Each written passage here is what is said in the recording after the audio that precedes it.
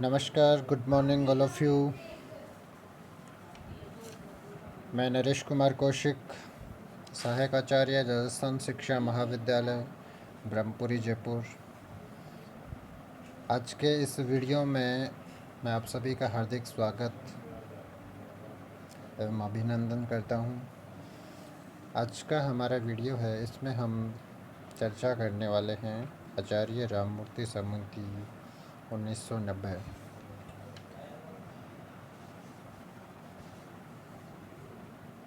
आचार्य Ramamurthy committee के general परिचय की अगर हम बात करें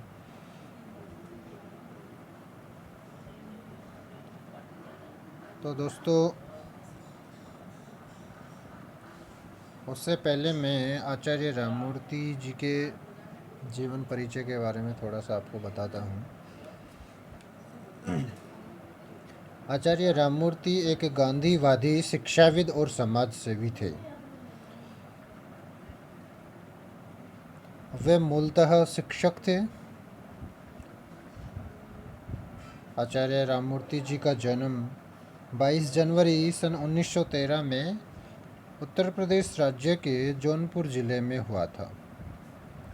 आचार्य राममूर्ति जी की अध्यक्षता में सन 1990 में राष्ट्रीय शिक्षा नीति में सुधार हेतु एक समिति का गठन किया गया। इस समिति ने अपनी रिपोर्ट पेश की, जिसमें उन्होंने शिक्षा व्यवस्था में आमूलचूल परिवर्तन की सिफारिश की थी। आचार्य राममूर्ति समिति का गठन तत्कालीन भारत सरकार ने 7 मई सन 1990 को किया। यानी इसका गठन कब हुआ? 7 मई सन 1990 को। इस समिति के अध्यक्ष आचार्य राममूर्ति थे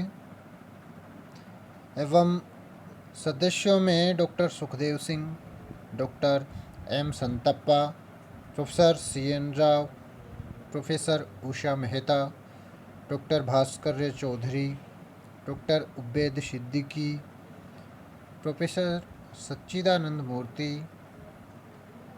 doctor Anil Sadgopal, professor Mrinal Giri, doctor Vidyanivas Mishra और श्री मनुभाई पंचौली थे।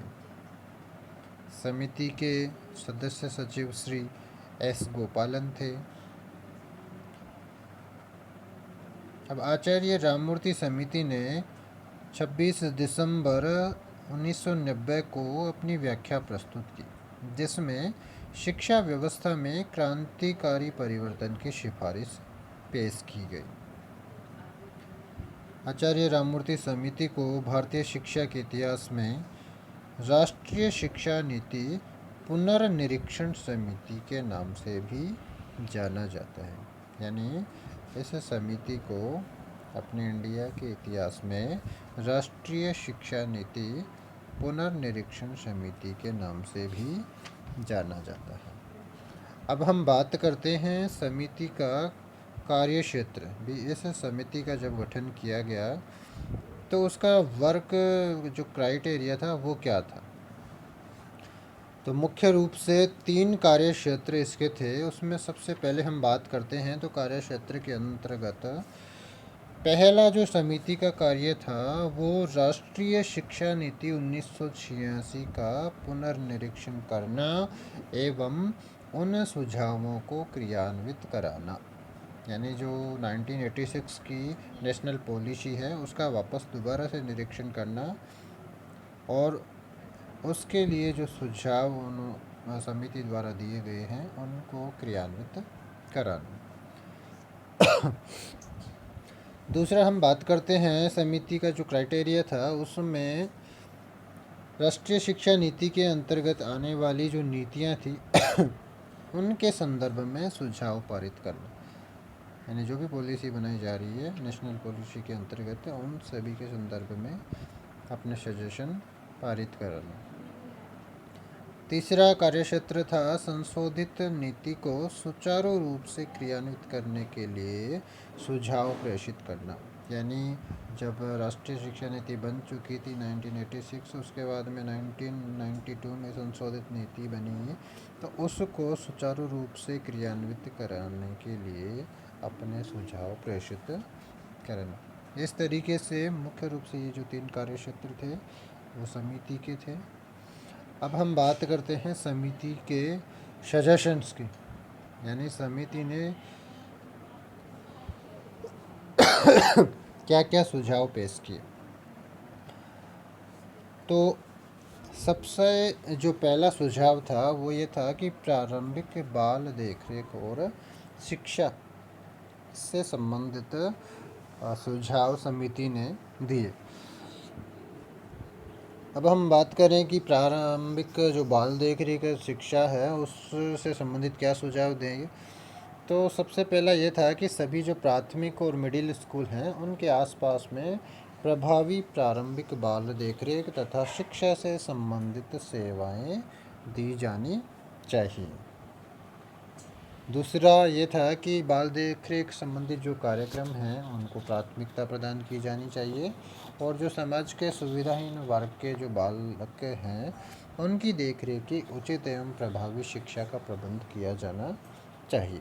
यानी उनकी उचित जो सुविधाहीन वर्ग के बच्चे हैं उनकी उचित देखभाल हो और उनकी शिक्षा व्यवस्था है वो प्रभावी रूप से उसका प्रबंध किया जाना चाहिए। अगला इसमें हम बात करें तो शिक्षा के जो केंद्र हैं प्रारंभिक बाल देखरेख का जो समय है उसका आपस में मेल होना चाहिए, जिससे कि महिलाएं जो विद्यालय शिक्षा हेतु हैं वो आवश्यक समय अपना दे सकें।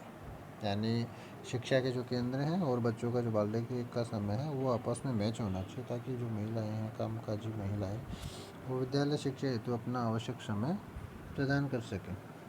अगला हम बात करें तो स्थानीय आवश्यकताओं को ध्यान में रख करके शिक्षा की उचित व्यवस्था की जानी चाहिए, और इसके अंतर्गत आंगनवाड़ी जो व्यवस्था है उसको प्रोत्साहित करने के लिए उचित प्रणालियाँ अपनाई जानी चाहिए। दूसरा, समिति ने सुझाव दिया अनुसूचित जाति, अनुसूचित जनजाति तथा शैक्षिक रूप से पिछड़े वर्गों के लिए शिक्षा किस प्रकार की होनी चाहिए, इस संबंध में उन्होंने सुझाव दिया। तो सबसे प्रथम हम बात करते हैं समाज में शैक्षिक रूप से पिछड़े वर्गों के पाठ्यक्रम में शिक्षा के समस्त स्तरों पर अत्यधिक बल देना चाहिए, जिसमें उन्होंने कुछ बातें कही। उसमें फर्स्ट ये था कि सृजनात्मक लेखन की क्षमता एवं लिखित और मौखिक जो अभिव्यक्ति है उस कौशल की क्षमता का विकास किया जाना चाहिए। यानी सृजनात्मक लेखन की क्षमता में और जो मौखिक अपनी अभिव्यक्ति है उस कौशल में क्षमता का विकास किया जाना चाहिए। दूसरा, विज्ञान और जो गणित जैसे विषय हैं जिसमें बालक अपना भय सा महसूस करता है, उसको हार्ड या सब्जेक्ट लगते हैं, तो इनके लिए उन्होंने सुझाव प्रेषित किया कि ये रुचिपूर्ण ढंग से पढ़ाए जाएं, ताकि बच्चों को साइंस और मैथ हार्ड सब्जेक्ट ना लग करके इंटरेस्टिंग अपना सब्जेक्ट लगे। अगला, इन्होंने अनुसूचित जाति और जनजाति के इतिहास और समाजशास्त्र की शिक्षा की बात पिछड़े वर्ग को भी दी जानी चाहिए, और जनजातियों द्वारा राष्ट्रीय जीवन के विकास में दिए गए जो योगदान है उनको उनके सम्मुख प्रस्तुत करने की व्यवस्था भी की जाए, ताकि उससे वो मोटिवेट हो सकें। और पिछड़े वर्ग की महिलाओं हेतु भी शिक्षा की उचित व्यवस्था इसमें की जानी चाहिए। इस प्रकार से कुछ सुझाव SC/ST और OBC वर्ग के जो बालक बालिकाएं थे उनके लिए शिक्षा से संबंधित उन्होंने अपने सजेशन दिए। अगला हम बात करते हैं प्रौढ़ शिक्षा की। तीसरा इनका सुझाव था प्रौढ़ शिक्षा के संदर्भ में था। तो प्रौढ़ शिक्षा के संदर्भ में प्रौढ़ शिक्षा विकास संबंधी जो आवश्यकताएं हैं उस पर आधारित होनी चाहिए। दूसरा, निरक्षरों के लिए जो व्यावसायिक कौशल के विकास के लिए कार्यक्रम का निर्धारण है वो मानव संसाधन विकास मंत्रालय के शिक्षा विभाग, ग्रामीण विकास विभाग एवं श्रम मंत्रालय के सहयोग द्वारा किया जाना चाहिए।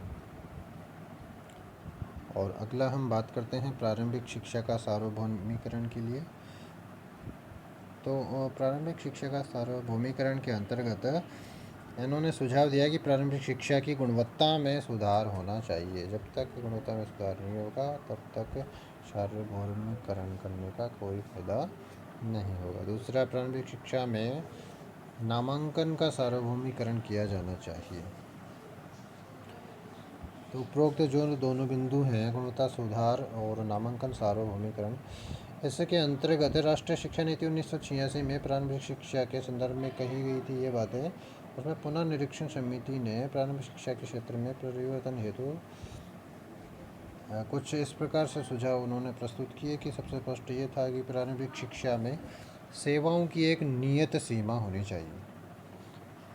दूसरा, समाज एवं विद्यालय के मध्य जो पारस्परिक संबंध है वो सौहार्दपूर्ण संबंध होना चाहिए। सौहार्दपूर्ण संबंध की स्थापना की जानी चाहिए और शिक्षा के प्रबंधन नियोजन में विकेंद्रीकरण एवं सहयोगी ढंग से उसको अपनाया जाना चाहिए। अगला इनका सुझाव था शिक्षा का व्यवसायीकरण। अब शिक्षक शिक्षा के कोर्स को पुनर्गठित किया जाना चाहिए। अब कॉमर्शलाइजेशन अगर एजुकेशन का करना है तो उसमें व्यावसायिक शिक्षा में किस प्रकार से उन्नति हो सके, उसके लिए जो शिक्षक शिक्षा के जो कोर्स हैं उनको पुनर्गठित किया जाना चाहिए।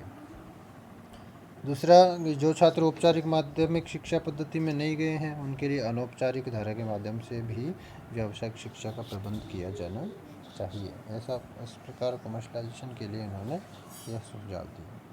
अगले सुझाव की हम बात करते हैं, उच्च शिक्षा संबंधी सुझाव। इसके अंतर्गत विश्वविद्यालय शिक्षा स्नातकोत्तर, डॉक्टरेट और पोस्ट डॉक्टरेट शिक्षा से संबंधित होनी चाहिए। दूसरा, इन्होंने कहा कि पुनर्निरीक्षण समिति द्वारा प्रस्तुत किए गए जो सुझाव हैं उनको स्वायत्त महाविद्यालयों द्वारा उचित रूप से स्थापित एवं संचालित किया जाना चाहिए। तीसरा, जो यूजीसी है उसका पुनर्गठन किया जाना चाहिए। इस संबंध में उन्होंने सुझाव दिए। इसमें 5 पूर्णकालिक सदस्य होने चाहिए और इसके अतिरिक्त आयोग में चेयरमैन और वाइस चेयरमैन भी होना चाहिए। इन 5 सदस्यों का कार्यक्षेत्र है शिक्षण, अनुसंधान, विस्तार, प्रबंध तथा वित्त से संबंधित होना चाहिए। यानी इनका जो कार्य करने का क्षेत्र है वो टीचिंग और रिसर्च में और प्रबंधन वित्त से संबंधित होना चाहिए। अगला इन्होंने इसमें सुझाव दिया कि राष्ट्रीय कृषि विश्वविद्यालय हैं ग्रामीण विकास के लिए केंद्र स्थापित करें एवं कृषि विश्वविद्यालयों का पाठ्यक्रम और कार्यक्रम कृषि संबंधित ही बनाया जाए। अगला इन्होंने सुझाव दिया कि विश्वविद्यालय में जो नियुक्त शिक्षक हैं उनकी गुणवत्ता को बढ़ाने के लिए शिक्षकों के 1 वर्षीय प्रशिक्षण की व्यवस्था की जानी चाहिए, जिससे क्या होगा, जो वहाँ पर नियुक्त शिक्षक हैं उनकी जो स्किल डेवलपमेंट है वो आसानी से हो पाएगी, उनमें गुणवत्ता बढ़ पाएगी। यह प्रशिक्षण विकेंद्रीकरण आधार पर व्यवस्थित होना चाहिए। अगला इन्होंने जो समिति का सुझाव है उस पर हम बात करते हैं प्राविधिक एवं प्रबंध शिक्षा की। तो दोस्तों, विगत कुछ दशकों में प्राविधिक जो शिक्षा थी उसकी पर्याप्त सुविधाएं प्रदान की गई है। अनेकों प्रणालियों का विकास भी हुआ है। इसमें आचार्य राममूर्ति ने जो समिति थी इनकी, इसमें कुछ सुझाव दिए। जो AICTE है, all India council for technical education, उसके जो रीजनल ऑफिस हैं उनकी स्थापना की जानी चाहिए और AICTE वैधानिक स्वरूप प्रदान किया जाना चाहिए। दूसरा, समिति की रिपोर्ट पर विचार विमर्श करके इसके निर्णय लिए जाएं। यानी सारे रूप में हम कहें कि प्राविधिक शिक्षा की उन्नति के लिए क्या कदम उठाए जाने चाहिए, तो उसमें मुख्य रूप से उन्होंने 2-4 बातों पर विशेषतः जोर दिया। पहला ये था कि पाठ्यक्रमों के पुनर्निरीक्षण का आधार सतत होना चाहिए, रेगुलर होना चाहिए। दूसरा, हम बात करते हैं तो विद्यालय जो विज्ञान की उन्नति थी उस पर अत्यधिक बल दिए जाने के ऊपर भी इन्होंने बात कही है। तीसरा, प्राविधिक शिक्षा में प्रवेश का जो आधार है वो छात्रों की मेरिट होनी चाहिए और इन संस्थाओं में शिक्षकों की जो नियुक्ति का आधार है वो अखिल भारतीय स्तर पर प्रतियोगिता होनी चाहिए, उसके आधार पर किया जाना चाहिए। और प्राविधिक शिक्षा में अगला इन्होंने दिया कि पाठ्यक्रम में प्रायोगिक जो कार्य हैं उसकी अधिकता होनी चाहिए। और इसके अलावा दृश्य जो श्रव्य उपकरण हैं उसका भी प्रबंध किया जाना चाहिए। और लाइब्रेरी में जो प्राविधिक शिक्षा से संबंधित पुस्तक हैं उनकी उचित व्यवस्था की जानी चाहिए, अर्थात लाइब्रेरी को अपडेट किया जाना चाहिए। अगला हम बात करते हैं तो शिक्षक शिक्षा से संबंधित सुझाव आचार्य राममूर्ति के द्वारा दिए गए हैं। तो उनकी हम बात करते हैं कि वर्तमान में शिक्षक शिक्षा का कार्यक्रम है वो सैद्धांतिक है और उस शिक्षक शिक्षा विद्यालय, महाविद्यालय और विश्वविद्यालय समुदाय से ये पृथक है। शिक्षक के भावात्मक पक्ष पर कोई ध्यान नहीं दिया जाता है। यानी ये सारी बातें जब समिति द्वारा तत्कालीन शिक्षा व्यवस्था थी उसमें जब अवलोकन किया गया उसके उपरांत उन्होंने निष्कर्ष निकाला कि क्या क्या इसमें सुधार की आवश्यकता है। तो उसमें ये बात निकल कर के आई कि जो वर्तमान में शिक्षक शिक्षा का कार्यक्रम है वो सैद्धांतिक है और शिक्षक के भावात्मक पक्ष पर कोई ध्यान नहीं दिया जाता है। अनुभव के संदर्भ में अभ्यास शिक्षण अवधि उपयुक्त नहीं है और प्रशिक्षण संस्थाओं का नियंत्रण है मॉडल स्कूलों पर नहीं है। संगठित जो सेवाकालीन शिक्षा है उसकी कोई उचित व्यवस्था नहीं है और मूल्यांकन प्रणाली में भी इन्होंने दोष बताया है। तो इस शिक्षक शिक्षा में सुधार किस प्रकार से किया जाए उसके लिए इन्होंने कुछ सुझाव प्रस्तावित किए हैं। उसमें हम बात करते हैं शिक्षक शिक्षा में चयन के लिए अभिरुचि व निष्पत्ति दोनों को ही आधार बनाया जाए, अर्थात शिक्षक शिक्षा के लिए छात्रों का जो चयन है वो विश्वविद्यालय के अंकों के आधार पर नहीं होना चाहिए। दूसरा हम बात करते हैं शिक्षक शिक्षा सैद्धांतिक ना होकर के दक्षता आधारित होनी चाहिए। अगला हम बात करें तो शिक्षक शिक्षा में शिक्षक के भावात्मक पक्ष पर भी ध्यान देना आवश्यक है। दूसरा, सेवाकालीन जो कार्यक्रम है उनका निर्धारण शिक्षक की आवश्यकताओं के आधार पर किया जाना चाहिए और उस शिक्षक को उसकी सेवाकालीन शिक्षा है उसकी आवश्यकता के अनुरूप ही देनी चाहिए। अगला है एनसीटीई से संबंधित भी इन्होंने सुझाव दिए कि जो राष्ट्रीय शिक्षक शिक्षा परिषद है, national council for teacher education के द्वारा जो प्रस्तावित पाठ्यक्रम है उसकी व्याख्या सभी शिक्षण प्रशिक्षण संस्थाओं द्वारा करने के पश्चात ही पाठ्यक्रम के जो वास्तविक स्वरूप है उसका निर्धारण किया जाना चाहिए। इसके अलावा शिक्षा के जो उचित संगम है उनकी व्यवस्था की जानी चाहिए और शैक्षिक संगम है उनका दायित्व सेवाकालीन कार्यक्रम को सुचारू रूप से आयोजित करवाना और संचालित करवाना होता है। तो वो अच्छे तरीके से उस कार्य को संपन्न करवाएं। डाइट के अंतर्गत शिक्षक और प्राचार्य की गुणवत्ता पर भी अधिक ध्यान दिया जाना चाहिए जिससे कि इन संस्थाओं के अनुसंधान और प्रशिक्षण के माध्यम से शिक्षा व्यवस्था में उचित एवं सार्थक परिणाम प्राप्त किए जा सकें। तो कुल मिलाकर के हम सारे रूप में अगर बात करते हैं तो समिति ने तत्कालीन जो शिक्षा व्यवस्था थी उसके संपूर्ण पक्षों को छुआ है और उससे संबंधित पहले उसकी समस्याएं क्या क्या हो सकती हैं उसके बारे में इन्होंने अवलोकन किया है। उसके बाद में इसके सुझाव समाधान क्या हो सकते हैं उससे संबंधित इन्होंने सुझाव दिए हैं।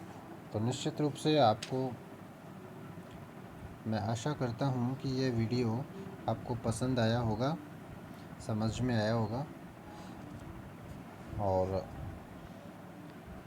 इसी तरीके से आपको नए वीडियो मिलते रहेंगे और निश्चित रूप से आप मेरे वीडियो से लाभान्वित होंगे। इसी आशा के साथ में मैं आप सभी का धन्यवाद करता हूँ। Thank you.